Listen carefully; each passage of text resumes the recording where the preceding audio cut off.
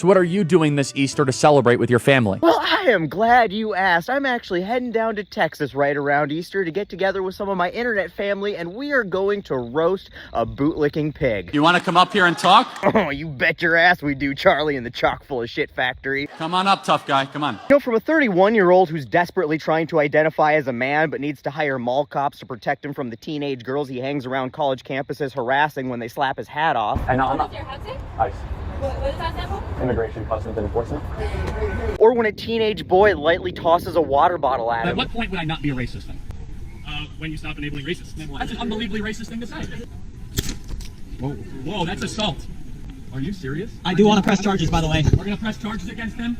Oh, I want to press charges. What, are you worried about melting, you little wicked bitch of the West? Well, after all that, calling other people tough guy is a bold strategy, Cotton. I bet all those barely legal babes really think you're a badass now, don't they? And to bring everybody up to speed who doesn't know who Chucklefuck Charlie Kirk here is, he is a 31-year-old man-child and community college dropout who spends all of his time hanging around college campuses, ogling questionably legal girls, and trying to find children he can feel intellectually superior to. He also co-founded Turning Point USA, which is a disinformation and propaganda organization that exclusively exists to try to indoctrinate children into being Nazis. Sorry, white nationalists. I mean Christian nationalists. Wait, sorry, not Christian nationalists, Christians and nationalists. I've never described myself as a Christian nationalist, so I'm a Christian and a nationalist. And though Chuckle Cuck is nothing more than a pathetically small man-child with a freakishly large forehead, if you give anybody enough Koch brothers bucks, they can seriously fuck America. And judging from the far-right turn Gen Z men took in the most recent election, it is painfully clear that people like Charlie Kirk have been fucking young boys in America hard. But never fear, the Unfuck America tour is here, and a bunch of creators, myself included, are flying down to Texas to stand face to five-head with Charlie Kirk at Texas A&M on Tuesday. And we are going to give him the unique opportunity to have an intellectual matchup with people who are older than Matt Gaetz' girlfriend. But I know you are giddy to see this happen and you don't want to wait till Tuesday, so I figured I'd give you a little dramatization of what that might look like right now. But before I do that, I just want to say that bringing the fight to fascists is not free, so if you want to support us, we would really appreciate it, and you can do that by going to the tree on my page. It's the very first one. Now to the show. It's like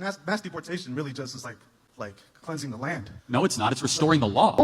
Wait. Isn't Velveeta Vladimir violating the law on this specific issue by rounding up people without giving them due process before shipping them off to foreign concentration or quite possibly extermination camps? And then isn't he violating the law even more on this specific issue by openly defying legal orders from judges he appointed to the highest court in the country, the Supreme Court of the United States, which unanimously ruled he needed to stop this shit and bring some of these people back? And isn't that just the most recent example in a long history of this regime violating the law? And that's really just a continuation of the long and rich lawless traditions of every Republican administration since Nixon. From Watergate to Iran-Contra to warrantless wiretaps to weapons of mass destruction, the only time you melon felon fanboys have ever given a fuck about restoring the law was so you could see how many times you could break it. Law is not a moral compass.